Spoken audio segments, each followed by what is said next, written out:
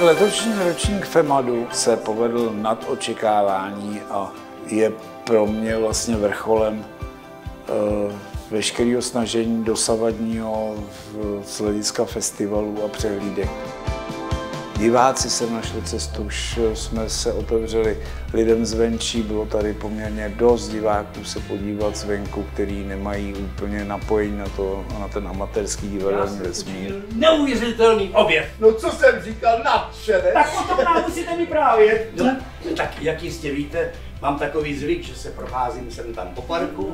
Jsem začal kousek dál. Až ke hřbitovní zdi. To mě umožnilo, že jsem objevil zámeček, který skrývá opravdový poklad. A jaký poklad? Rychle nám to řekněte, už se nemůžeme dočkat. No. Dívčí internát.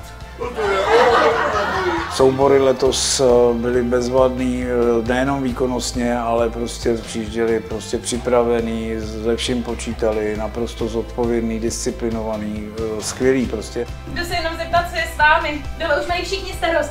Chceme začít krájet dědečkův dort a rozbalovat všechny dárky, které dědeček dneska dostal. Besedy v kruhu daleko lepší než loni, ačkoliv už to bylo, jsme si to pochvalovali v loňském roce, tak letos ještě někde jako to bylo vysoko proti tomu. Pomohlo nám k tomu asi to prostředí, kdy jsme měli teda od magistrátu města Plzně zapůjčenou tu zasedací místnost, kde to bylo velmi vstřícné.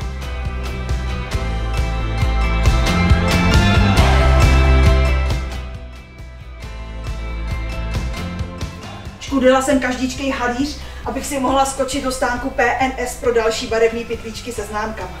Lektoři letos opět velká profesionalita, potřebujeme ještě sehnat samozřejmě něco na semináře, protože jsme to tady dělali v šatně a to nebylo úplně komfortní, ale i tak ta Hanka Marvanová prostě to tady udělala útulné, ty semináře a bylo to bez vahu. Už jsem se bála, že budeš náměsíčnej, ale naštěstí ses jenom počůrával. Mami! Pastelky. Já si opět vemu červenou. Ten festival samozřejmě není můj, protože hlavní zásluhu na něm mají všichni ty, jak já jim říkám, spolutvůrci, kteří tady kmitají od rána do večera zadarmo jenom za byt a stravu a vlastně vytváří tady zázemí všem souborům a seminaristům a lektorům. Dělají to s neobyčejným nadšením a hlavně už po těch zkušenostech ví, co mají dělat, takže se to dostává do nějakého ideálního stavu, kdy vlastně nejsou úplně moc vidět, ale vlastně jsou všude, kde mají být a fakt jako jsou skvělí a prostě je to jejich festival.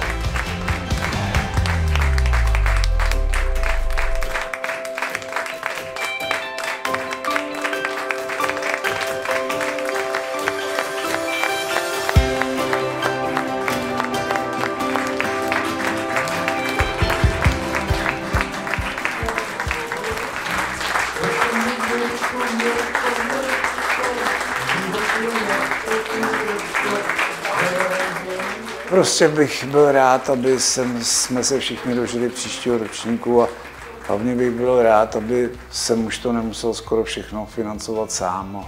A taky mi třeba město trochu pomohlo. Ale to je jenom takový poskuhrání na závěr. Děkuju.